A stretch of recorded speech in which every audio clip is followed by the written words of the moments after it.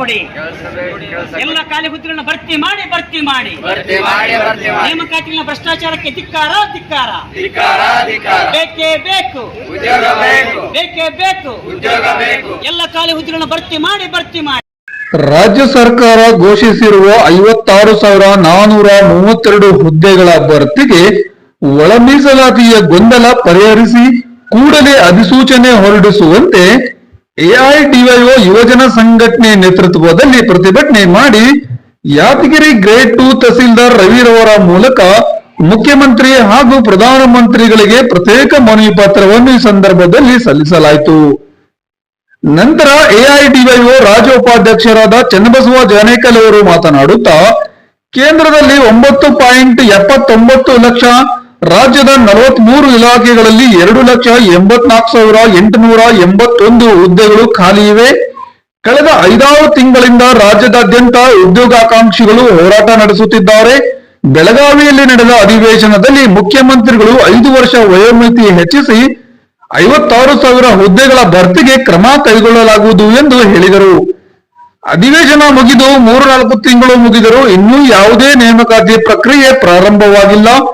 ಹೀಗಾಗಿ ವಯೋಮಿತಿ ಸಡಿಲಿಕೆ ಮಾಡಿದರೂ ಸಹ ಅದರ ಅನುಕೂಲ ಆಗದೇ ಇರುವುದರಿಂದ ಉದ್ಯೋಗಾಕಾಂಕ್ಷಿಗಳು ಮತ್ತಷ್ಟು ಆತಂಕಕ್ಕೆ ಒಳಗಾಗಿದ್ದಾರೆ.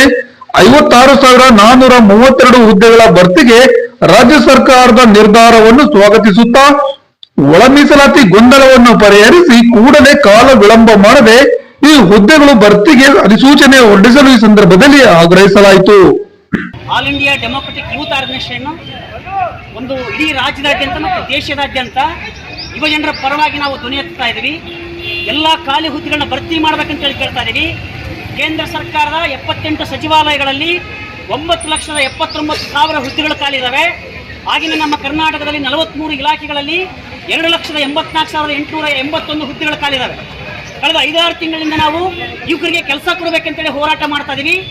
ಕರ್ನಾಟಕದ ಹಲವಾರು ಜಿಲ್ಲೆಗಳಲ್ಲಿ, ಅದು ಯಾದಗಿರಿ ಇರ್ಬೋದು, ರಾಯಚೂರು ಇರ್ಬೋದು, ಕಲಬುರಗಿ ಇರ್ಬೋದು, ಧಾರವಾಡ, ಬೆಳಗಾವಿ ಇರ್ಬೋದು, ಬಿಜಾಪುರದಲ್ಲಿ ಇರ್ಬೋದು, ಹಲವಾರು ಜಿಲ್ಲೆಗಳಲ್ಲಿ ಸಾವಿರಾರು ಸಂಖ್ಯೆಯಲ್ಲಿ ಯುವಕರು ನಾವು ಹೋರಾಟವನ್ನು ಮಾಡಿದ್ದೀವಿ.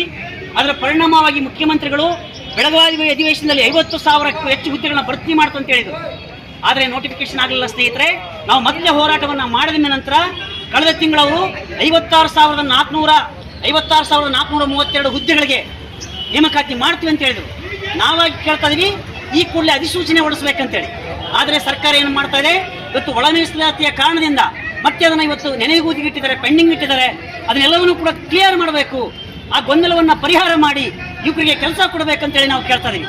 ನಿಜ, ನಮ್ಮ ಹೋರಾಟದ ಪರಿಣಾಮವಾಗಿ ಸರ್ಕಾರದವರು 5 ವರ್ಷ ವಯೋಮಿತಿ ಹೆಚ್ಚಳ ಮಾಡಿದರು. ಬಹಳ ಸಂತೋಷ, ಸ್ವಾಗತ ಇದು. ಆದರೆ ನೇಮಕಾತಿ ಆಗಲಿಲ್ಲ ಅಂದರೆ, ಅಧಿಸೂಚನೆ ಹೊರಡಲಿಲ್ಲ ಅಂದರೆ ಅದರ ಫಾಯ್ದೆ, ಅದರ ಅನುಕೂಲ ನಮ್ಮ ಯುವಕರಿಗೆ ಆಗಲ್ಲ. ಎಷ್ಟೋ ಜನ ಇವತ್ತು ಆತ್ಮಹತ್ಯೆ ಮಾಡಿ ಕೇಳ್ತಾ ಇದ್ದಾರೆ. ಅದು ಆಗಬಾರ್ದು ಅಂತ ನಾವು ಕೇಳ್ತಾ ಇದೀವಿ. ಮತ್ತೆ ನೇಮಕಾತಿನಲ್ಲಿ ಭ್ರಷ್ಟಾಚಾರ, ಅಕ್ರಮ ಆಗ್ತದೆ, ತಡೆಗಟ್ಟಬೇಕು. ಅರ್ಜಿ ಹಾಕೋದಕ್ಕೆ ಉಚಿತವಾದ ಅರ್ಜಿ ಹಾಕಕ್ಕೆ ಅವಕಾಶ ಕೊಡಬೇಕಂತ ಕೇಳ್ತಾ ಇದೀವಿ. ಹಾಗೆಯೇ ಪರೀಕ್ಷೆ ಬರೋದಕ್ಕೆ ಉಚಿತವಾದ ಸಾರಿಗೆ ವ್ಯವಸ್ಥೆ ಮಾಡಬೇಕು. ಪ್ರತಿ ವರ್ಷ ಏನು ಖಾಲಿ ಹುದ್ದೆಗಳಾಗ್ತವೆ ಅದಕ್ಕೆ ಒಂದು ವಾರ್ಷಿಕ ಕ್ಯಾಲೆಂಡರ್ ಬಿಡುಗಡೆ ಮಾಡಬೇಕಂತೇಳಿ ನಮ್ಮ ಸಂಘಟನೆಯಿಂದ ನಾವು ಸರ್ಕಾರಕ್ಕೆ ಆಗ್ರಹ ಮಾಡ್ತಾ ಇದೀವಿ. ಮೊನ್ನೆ ಗ್ರೇಡ್ 2 ತಹಸೀಲ್ದಾರ್ ಅವರು ಬಂದಿದ್ದಾರೆ.